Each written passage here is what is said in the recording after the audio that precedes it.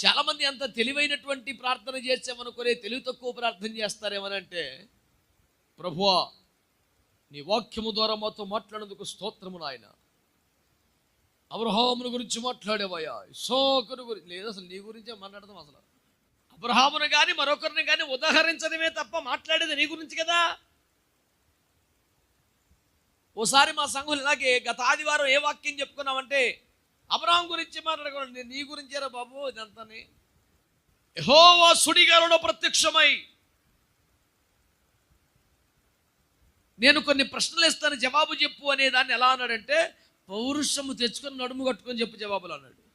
అంత పెద్ద పౌరుషానికి వెళ్ళక్కర లేకుండా సాదాసీదా ప్రశ్నలు సంధిస్తాను. కొన్ని కాన్సెప్ట్ ఒకటి, దేవుడు ప్రశ్నిస్తున్నాడు, మనము జవాబు చెప్పాలి. మనం జవాబు చెప్పుకొనవలసిన వరమా కాదా? మనల్ని ప్రశ్నించి నిలదీసి నిగ్గు తీసి మాట్లాడే స్థాయి ఉన్నవాడా కాదా? మాట్లాడుతున్న నేనైనా వినుతున్న నీవైనా దేవుడు ప్రశ్నించినప్పుడు జవాబు చెప్పి తీరాలి కదా. కోట్లాది దేవదూతల ముందు, అసంఖ్యాక పరిశుద్ధుల ముందు జవాబులు చెప్పుకొనవలసిన ఒక దినమున్నది. ఆ దినము సిగ్గుపడకుండా ఉండాలంటే ఈ దినము ఈ ప్రశ్నలకు జవాబులు నీ దగ్గర పర్ఫెక్ట్గా ఉండగలిగితే చాలా మేలు.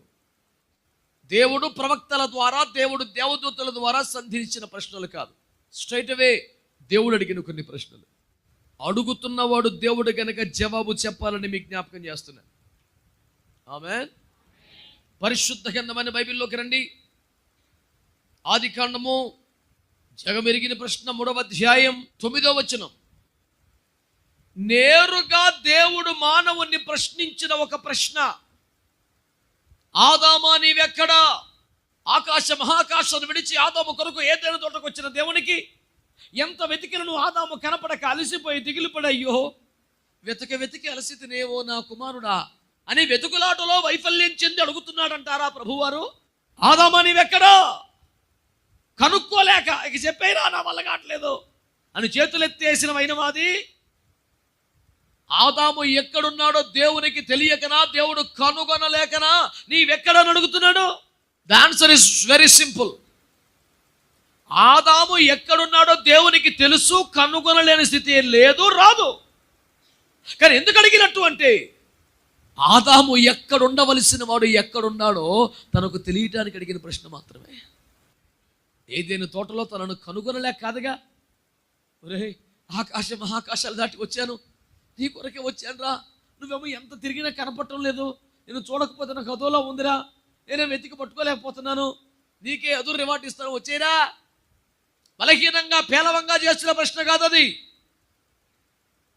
నన్ను ఎదుర్కొనవలసిన వాడివి, నన్ను హత్తుకొనవలసిన వాడివి, నన్ను కౌగలించుకొనవలసిన వాడివి, నన్ను ముద్దాడవలసిన వాడివి, నా కౌగిట ఉండవలసిన వాడివి, నాతో సహవాసం చేయవలసిన వాడివి, నా స్వరూపములో నా పోలికలో చేయబడి, నా ఆత్మను కలిగి, నా మహిమ చేత కప్పబడి, నాతో సహవాసం చేయటకే నా తోటను కాయుటకు సేద్యపరచుటకు నియమించబడ్డ వాడివి. నేను వస్తే నీ లేకపోయావేమిటయా? ఎక్కడ ఉండాల్సిన నువ్వు? ఈ ప్రశ్న నీకు నీకు నీకు ప్రతి వారికి ఈ ప్రశ్న. ఎక్కడున్నావు? తోటలోనే ఉన్నావు లేవోయ్, చెట్టు వెనకాల ఉన్నావా? దాక్కునే పరిస్థితుల్లో ఉన్నావా? ఎదురు పడలేని పరిస్థితుల్లో ఉన్నావా? పాటలతో సంగీతములతో ఎదురేగి దేవుణ్ణి ఆహ్వానించలేని పరిస్థితుల్లో ఉన్నావా? తోటలు ఉండి మాత్రం ఏమిటి సుఖమట? ఏమిటి ప్రయోజనం? చెప్పడానికి సంఘంలో ఉన్నావు, చెప్పడానికి క్రైస్తవులే ఉన్నావు, చెప్పడానికి క్రైస్తవ సేవలో ఉన్నావు. యేసును ఎదుర్కొనలేని పరిస్థితులు ఉన్నప్పుడు తోటలో ఉంటే ఏమి పోతాయి. అందుకే కదా పొమ్మన్నాడు. When you are not in a position to face Jesus, there is no meaning to stay in the garden again. వెళ్ళు బాబు, ఇంకెందుకు మరి ఇక్కడ? ఆదామా నీవెక్కడ? నీ పేరు పెట్టుకోవలసిన ప్రశ్న అది. నీవెక్కడ నిన్ను అడుగుతున్నాడు. దేవుని తోటలోనే ఉండి ఎదుర్కొనలేని వాడొకడు. అబ్రహాము గుడారమును వదిలి సొదొమకి వెళ్ళిపోయిన వాడొకడు. రొట్టెల ఇల్లు బెత్లెహేమును వదిలిపెట్టి మోయాబుకి వెళ్ళిపోయిన వాడొకడు. యెరూషలేమును వదిలిపెట్టి యెరికోకి వెళ్ళిపోతున్న వాడొకడు. సేవను వదిలిపెట్టి వలలు పట్టుకొని వెళ్ళిపోతున్నాడు ఒకడు. అందుచేత నీ ప్రశ్న ఈ పూట మన దగ్గరికి వస్తుంది. నువ్వు ఎక్కడున్నావు? నీ పిలుపులోనే ఉన్నావా? నీ ఎయిర్పోర్ట్లోనే ఉన్నావా? నీ స్థానంలోనే ఉన్నావా? నీకు అప్పగించిన పనిలోనే ఉన్నావా? Where are you? నీ ప్రార్థనా జీవితం ఎక్కడుంది? నీ ఆధ్యాత్మిక అనుభవం ఎక్కడుంది? Where are you? ఎక్కడెక్కడో ఆగిపోతున్నాయి ఆధ్యాత్మిక అనుభవాలు. తోటలో ఉండి ఏం ప్రయోజనం అండి? దేవుణ్ణి ఎదుర్కోలేనప్పుడు. తోట అంటే సంఘం అనే సాధారణ భావం, సాదృశ్య రూపం, వ్యాఖ్యాన సూత్రం అందరికీ తెలుసు కదా. దేవుని తోటలో అనగా దేవుని సంఘములో ఉన్నావు, మంచిదే. యేసుని ఎదుర్కోగలిగే పరిస్థితులు ఉన్నావా? అసలు ప్రతి ఉదయమున నీ ప్రార్థన దేవుణ్ణి ఎదుర్కొంటుందా? నీ దినం అలాగే స్టార్ట్ అవుతుందా? ఎదుర్కొనుట అనండి. పెట్టుబడి ఏముంది చెప్పండి, ఊరికినే కదా. ఇప్పుడు మీరు అక్కడ కూర్చున్నారు, నేను వచ్చాను అనుకోండి, ఎదుర్కోవడం అవ్వదు. అది నేను వస్తూ ఉంటే మీరు కూడా వస్తూ ఉంటేనే ఎదుర్కోవటం అవుతుంది. ప్రతి ఉదయం మన కృపతో మనల్ని దర్శించడానికి ఆకాశ మహాకాశములు వదిలి వచ్చుచున్న దేవునికి మనము ప్రార్థనతో ఎదురెళ్ళాలట. మంచాన పడి ఉంటే, మన పనుల్లో పడి ఉంటే, నీచపు ఆలోచనలు పడి ఉంటే ఆయనే మనల్ని చేరుకుంటూ ఎదుర్కోవటం అవ్వదుగా. నీ వైపు నుంచి 4 అడుగులు పడ్డాయా? నువ్వు మంచాన్ని వదిలేవా, కంచాన్ని వదిలేవా, సుఖాన్ని వదిలేవా, బద్ధకాన్ని వదిలేవా, నిద్రను వదిలేవా? ఆయన ఎదుర్కోవడానికి, కలుసుకోవడానికి ఏం వదిలిపెట్టావు? ఏమీ వదలకుండానే కలుసుకోవాలని ప్రయత్నించింది. 3వ అధ్యాయములో షొలొమ్మితి పరమగీత గ్రంథములో ఏమి వదలకుండానే, నేను నా మంచం మీద పరుడి నా ప్రాణప్రియుని వెతికితిని, వెతికినను అతను నాకు కనపడలేదు. మంచం వదలదు, నిద్ర వదలదు, సుఖం వదలదు, బద్ధకం వదలదు, కానీ మంచం మీద ఎల్లకింతలు పడుకొని బుద్ధి జ్ఞానం లేకుండా, నా ప్రాణప్రియుడా నీవెక్కడున్నావు?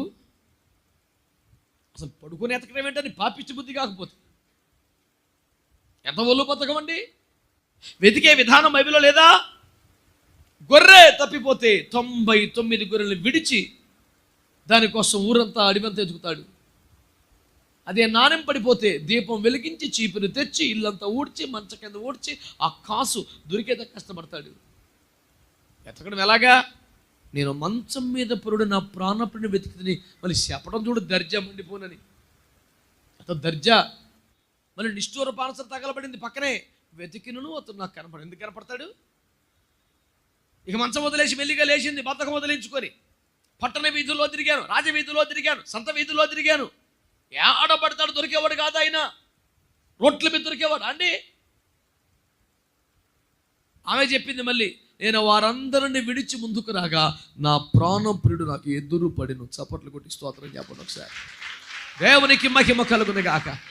నువ్వు వదిలిపెట్టాల్సి వదిలిపెడితే ఆ దరిద్రం, ఆ నాశనం, ఆ బద్ధకం, ఆ తిండి, ఆ నిద్ర ఎందుకు రాడు నీకు ఎదురైనా?